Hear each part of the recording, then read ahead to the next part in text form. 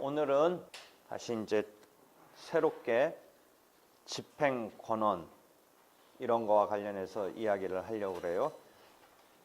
그 집행권원이라는 이야기는 앞에서 한번 이야기를 한 바 있는데 왜 다시 또 이 부분으로 와서 이야기가 전개되냐면, 우리가 이번 학기 시작하면서 대여금을 위주로 채권자 중심의 구제 절차, 그다음에 채무자의 보호 이런 등등 이런 측면을 이야기하는 와중에 실제 사건으로서 금전적인 청구로서 그 인터넷상에서 뭔가 전자거래적인 뭐 이런 사기적인 그런 전자거래에서 사기적인 수법 등에 의해서 돈을 편취당한 이런 상황이 실제 있다고 그래서 어떻게 구제받을까? 그 금전적인 그때 50만 원 정도의 상품권 사기당했다라고 했던 건인데 실제 47만 원을 입금했는데 그 말했던 상품권이 오지 않고 그렇게 한 행위자는 결국 형사적으로 고소돼서 형사 지금 피고인으로서 제2심 단계까지, 즉 항소 단계까지 막 가면서 징역형이 선고됐어요. 징역형이 선고됐는데 항소심에서는 이제 기각이 됐으니까 원심이 그대로 이제 유지되고 있어요. 항소에 있어서.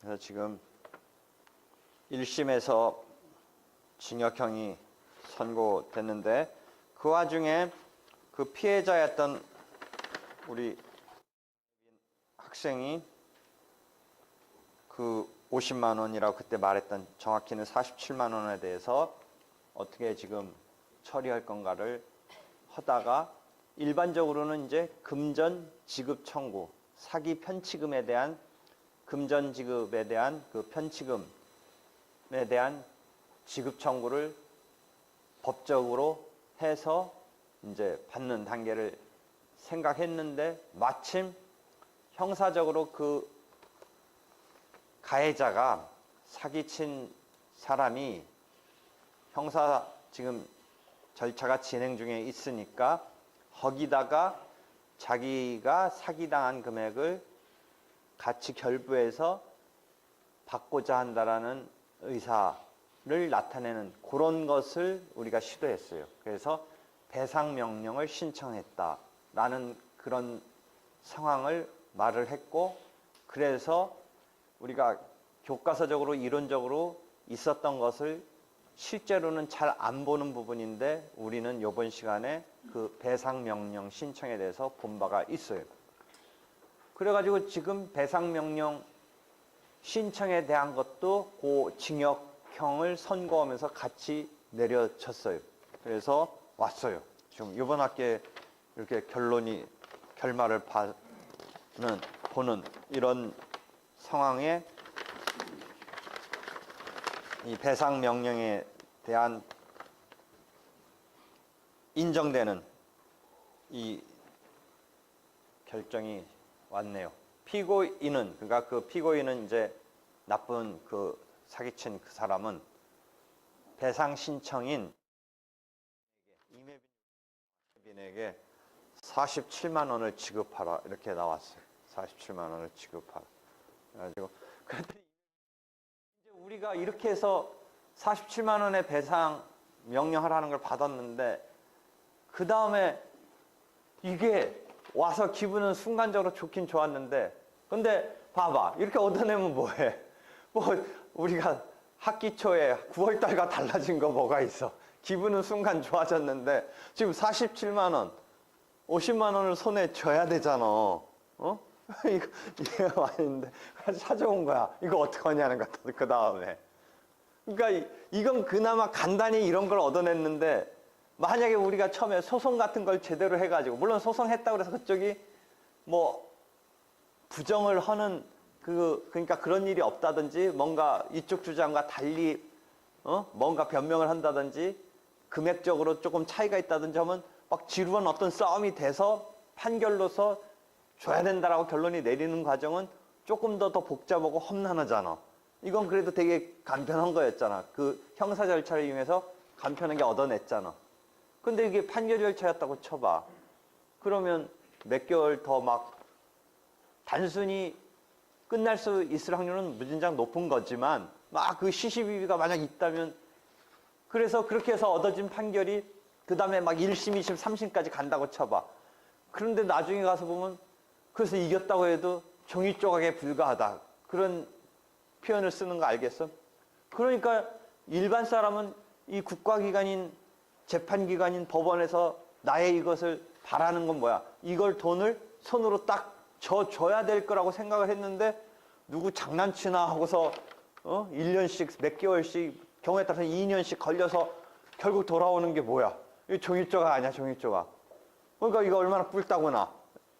이게 손에 져줄 줄 알았는데 이거 47만 원 지급하라고는 됐는데 이거 하여튼 이게 다만 이게 뭐는 된 거야?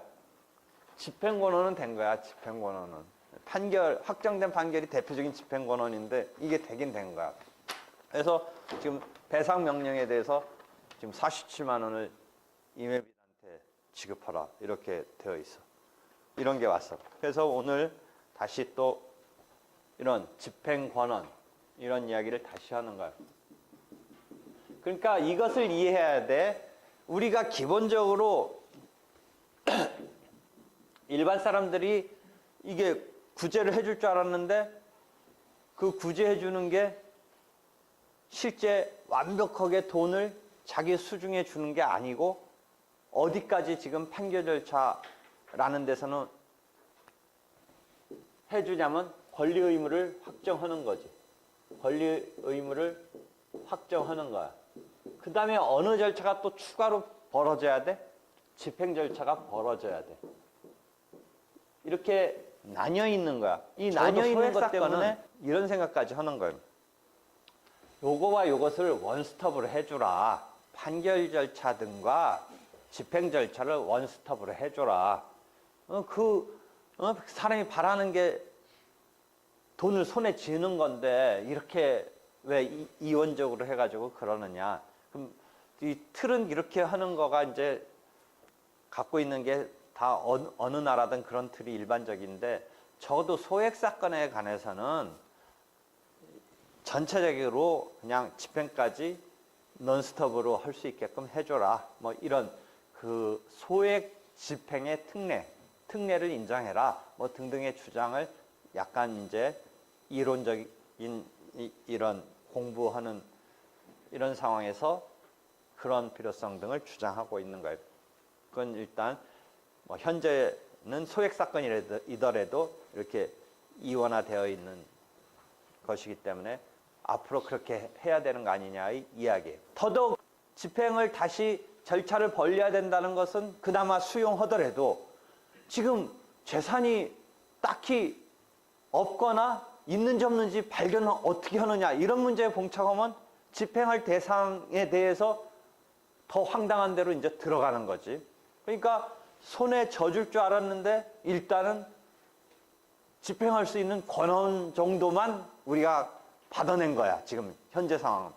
그 다음에 집행을 해야 돼. 실제. 그걸 자동으로 다 해주지를 않는 거야. 그 절차가 또 한 번 벌어져야 돼. 휴지 조각에 불과하다 이런 얘기를 하는 거야.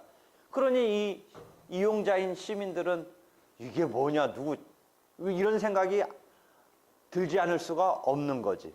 근데 더 한술 더 떠서 그 집행을 하려고 했는데 막막한 거야. 이거 무슨 재산 뭐 이런 거 어떻게 해야 돼? 우리는 법을 배우니까 형사와 민사가 다르니까 몸으로 때우더라도 민사가 해결된 건 아니지. 일반 사람은 이제 뭐 이런 거야. 나 몸으로 때우고 어차피 깜빵 갈 거니까 민사적인 돈 그거 돌려줘야 되는 것도 때우면서 그냥 유야무야 된다. 사실상은 유야무야 되겠지. 그런 정도 개념 없으면 그럼 몸으로 때운다는 말이 사실은 일반 사람들이 쓰는 말로는 또 맞을 수도 있어. 형사적으로만 때웠지만 민사적인 것은 그래도 남아있는 거지만 사실상 어쩔 수 없는 단계에서 몸으로 때우고, 만약에 돈이 있으면 합의 봐가지고 만약에 친고죄, 반의사불벌죄 등 같은 경우는 고소라든지 처벌 의사를 이제 철회하고 취소하면 처벌을 안 받는 거고, 그런 죄가 아니더라도 이렇게 회복이 되니까, 피해가 회복되니까 형량이 좀 줄어들겠지. 그러니까 그러기 위해서 형사적으로 문제되면 민사적인 것도 좀 적극적으로 해결하려고 나온다. 그게 그러니까 우리가 형사적으로 고소하는 이유 중에 하나가 민사적인 이런 것의 구제를 간접적으로 촉진하는 이런 측면이 있는 거지. 형사적으로 걸려드니까 이 사람들이 처벌을 안 받거나 줄이려고 민사적인 합의를 해서 이쪽으로부터 고소 같은 거 또는 어떤 처벌을 좀 안 해도 좋겠다라는 이런 것을 끄집어내서 자기의 형사적인 그 형량 등에 있어서 없던 것으로 한다든지 형량을 줄인다든지 제가 안 되는 건 아니지만 어떤 실제 처벌에 이르지 않는 이런 이제 간접적인 이게 연동이 되는 건데, 지금 몸으로 때운다라는 것은 이제 그런 능력도 없고 부모나 형제가 나서서 대신 이거 회복시켜줄 뭐 이런 정도 되면이나 된다면 그래도 간접적으로 그런 효과를 보는 건데, 진짜 개념 없으면 몸으로 때운다는 말이 맞는 거지. 뭐 어차피 깜빵 갔다 오겠다. 근데 사실은 정확히는 우리가 법적으로는 민사가 그래서 완벽하게 같이 흡수돼서 해결된 건 아니지. 민사는 민사대로 사실은 계속 살아있는 거지. 그렇지? 살아있는 건데 그런 거야. 그래서 지금 문제는 이렇게 강제 집행을 다시 벌려야 된다라는 것을 수용하더라도 실제 이제 그럼 어떻게 하느냐? 돈이 뭐 개념이 없는 사람인데 어디 어떻게 있겠어 이게. 그러니까 예빈이랑 고민이 되는 거야. 이제 고민이 되는 거야. 그래도 이 종이조항은 순간적으로는 조금 흐뭇했어. 이 판결문에 해당하는 이 배상명령이 인정됐던 이 종이는 흐뭇했어. 근데 이제 그 다음 단계를 생각하는 거야. 만약 이게 이런 배상명령을 신청하지 않았다면 그 다음에 실제 그러면 이 47만 원을 상품권 대금으로 보냈다가 결국 상품권 못 받으면서 사기적으로 끝난 이것을 47만 원을 회복받으려면 어떻게 원래는 정식 루트는 소송을 낼 수밖에 없지. 정식으로는.